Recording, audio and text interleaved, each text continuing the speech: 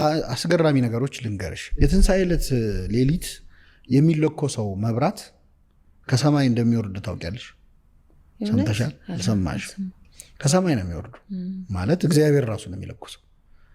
ላለፉት 2000 ዓመታት ቃሉን ጠብቆ ሌሊት ላይ ካህኑ ተፈትሾ ክብሪት አለመያዙ በደንብ ተፈትሾ ራሱን አሳይቶ ይገባል መቃብር ውስጥ ወደ ጌታ መቃብር ሻማ ይዞ ማለት ነው።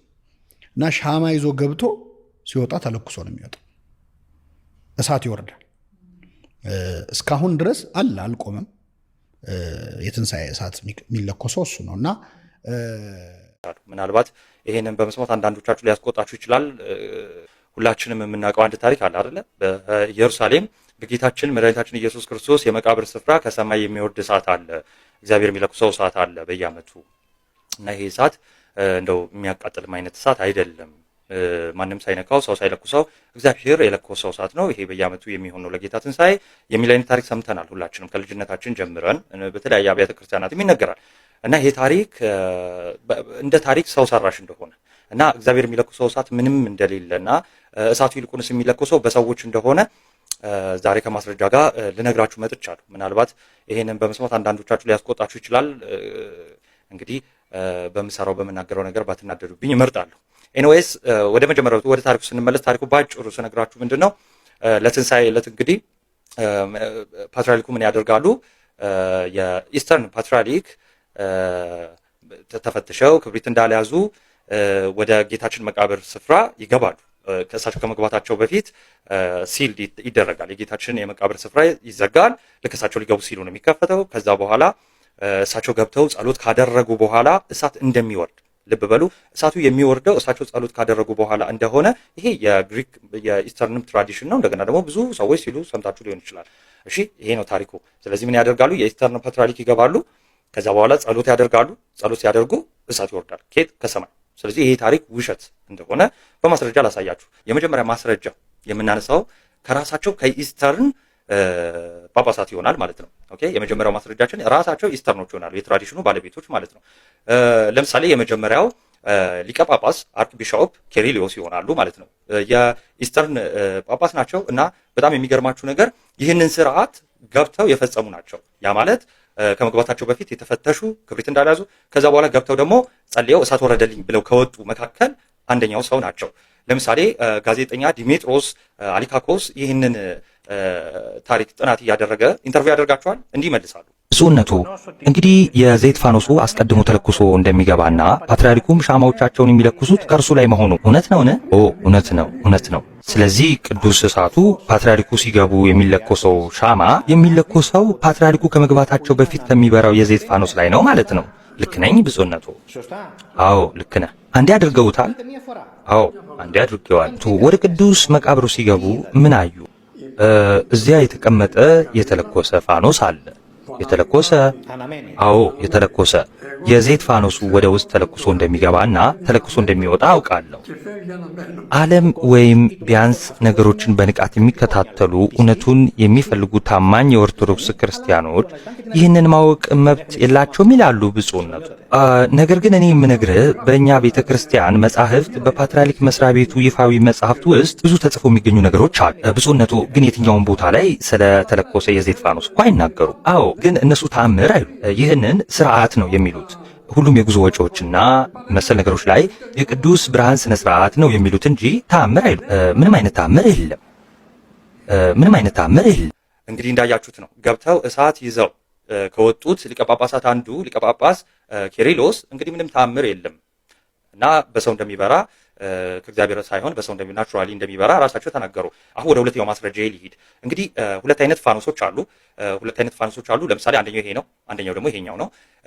ከነዚህ ሁለት ፋኖሶች ለምሳሌ ይሄኛውን ፋኖስ ለ4 ዓመት ተከታታይ የቤተ መቅደስ ጠባቂ ሆኖ በየዓመቱ በዚህ ስርዓት ፓትርያርኩ ከመግባቱ ከ45 ደቂቃ በፊት ይህን ፋኖስ ይዞ የሚገባ ሰው ላስተዋውቃችሁ ማለት ነው። ሊቀ ጳጳስ ኒቃፎሮስ ይባላል። ኦኬ ለ4 ዓመት ተከታታይ ይህንን ፋኖስ ይዞ ይገባል። ፓትርያርኩ ተፈትሾ ከመግባታቸው ይሄ ስርዓት ከመፈጸሙ ከደቂቃዎቹ በፊት ማለት ነው። እና ሊቀ ጳጳስ ኒቃፎሮስ እንግዲህ ይሄው ዲሜጥሮስ አሊካኮስ ይህንን ጥያቄ አቅርቦለት ነበረ እንዴት እንደሚበራ። ስለዚህ ይህንን መልስ መልሶለታል። እንግዲህ ብፁዕነቶ እስቲ እናስታውስና ፋኖሱ እንዴት እንደሚበራ እንናገር። አንድ ጊዜ ደግሞ በካሜራ ፊት ይንገሩ ያጋጠሙት ነገር ምን ነበር? ለአራት ተከታታይ ዓመታት በ85፣ 86፣ 87፣ 88 ዓመተ ምህረት የመቅደሱ ጠባቂ ነበሩ። 4 ጊዜም እሳቱን ከቅዱስ መቃብር ስፍራ አውጥተውታል። አዎ በጥቅርሶ ነበሩ የሚያስቀምጡት። አዎ የማይጠፋውን ፋኖስ እኔ ነኝ የማስቀምጠው። በቅዱስ መቃብር ውስጥ አስቀምጠዋለሁ። እኔም ነኝ የማበራው። ሰው ነው የሚያበሩት? አዎ በክብሪት ለኩሼ አበረዋለሁ። ፋኖሱን በቅዱስ መቃብር ውስጥ እንዳበሩ እየነገሩን ነው። እርሱ ይዘውት ገብተው ነው የሚያበሩት? አዎ ይዤው እገባለሁ፣ ከዛም አበረዋለሁ። በክብሪት ነው የሚያበሩት ብፁዕነቱ? አዎ በክብሪት ነው። ይህ ለ4 ጊዜያት ተከስቷል እያሉ? አዎ 4 ጊዜ። እንግዲህ እንደሰማችሁት ነው። በክብሪት ራሴ ነኝ የማበራው እና ፓትርያርኩ ከመግባቱ በፊት የኢስተርን ፓትርያርክ ተፈትሾ ከመግባቱ በፊት ይዞት የሚገባው ይሄኛውን ፋኖስ ራሴ ነኝ የማበራው ብሎ ሲናገር እንደሰማችሁት ነው። ይሄ የራሱ ቃል ነው። እንግዲህ ይህንን የተናገረው ለ4 ዓመት ተከታታይ ይህንን ስርዓት የሚፈጽም የነበረ የቀድሞ ሊቀ ጳጳስ ነው ማለት ነው። ወይ ደግሞ የቤተ መቅደሱ ጠባቂ የሆነ ሊቀ ጳጳስ ነው ማለት ነው።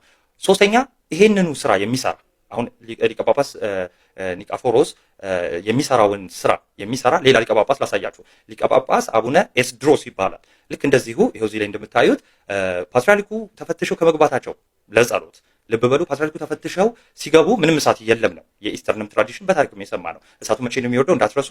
ፓትርያርኩ ተፈትሸው ከገቡ በኋላ ጸሎት ሲያደርጉ ነው እሳቱ ይወርዳል የሚባለው እና ሊቀ ጳጳስ አቡነ ኤስድሮስ ልክ እንደዚሁ እንደ ኒቆፎሮስ ፋኖሱን ቀድመው ይዘው የሚገቡ የነበሩ የቤተ መቅደሱ ጠባቂ ናቸው።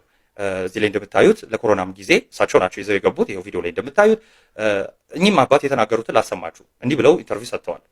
እንግዲህ ወደ ውስጥ ገብተው በቅዱስ መቃብሩ ላይ ያለውን ፋኖስ ያበራሉ። ከዚያም ፓትርያርኩ ሲገቡ በርቶ እንዲያገኙ ተውት ይወጣሉ። ነገሩ እንዲህ ነው ወይስ አይደለም? አዎ ነገሩ የሆነ ያለው ይህ ነው።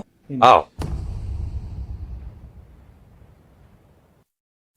የጠባቂዎቹንም ፋኖስ የዘይት መብራት ቀዩን አብረው ያበራሉ። አዎ 2 የዘይት ፋኖሶች አሉ። አንደኛው የመቅደሱ ጠባቂ ይዞት የሚገባው ሲሆን ሁለተኛው ደግሞ እዚያው የሚገኘው ነው። ሁለተኛውንም ፋኖስ እርስዎ ያበሩታል? አዎ እርሱንም ጭምር አበረዋለሁ። አሁንም ሊቀ ጳጳስ ኤስድሮስ ምን ብለዋል? እኔ ነኝ የማበራው እና እኔ ነኝ የማበራው ሲሉ ደግሞ የትኛውና የትኛው ነው? ሁለቱንም ፋኖሶች ናቸው ማለት ነው። 2 ፋኖሶች ናቸው የሚኖሩት። ሁለቱንም ፋኖሶች በክብሪት እንደሚያበሩ ተናግረዋል ማለት ነው። ይህ የሚሆነው ግን ፓትርያርኩ ከመግባቱ በፊት ነው። ለምን ይሄን አልኳችሁ? ፓትርያርኩ ተፈትሸው ሲገቡ እሳት ኦልሬዲ ውስጥ በርተዋል ማለት ነው። ስለዚህ ፓትርያርኩ ተፈትሸው ሲገቡ ክብሪት እንዳልያዙ እንደው ለድራማ ይፈተሻሉ እንጂ ውስጥ የበራ እሳት አለ። ስለዚህ ከዛ እሳት ይለኩሳሉ። ኖ ማስረጃ ልትሉኝ ትችላላችሁ። ይሄንን ቪዲዮ ተመልከቱ። እዚህኛው ቪዲዮ ላይ እንደምታዩት እየተፈተሹ ነው። ኦኬ። ከዛ በኋላ በመግባታቸው ሰዓት ላይ ካሜራው ዞር በሚልበት ምን አያችሁ? ኦኬ ስሎ ሞሽን እናድርገው። በስሎ ሞሽን ላሳያችሁ። ተመለከታችሁት? ቀድሞውኑ ፓትርያርኩ ተፈትሸው ከመግባታቸው በፊት ውስጥ የበራ የተለኮሰ መብራት አለ።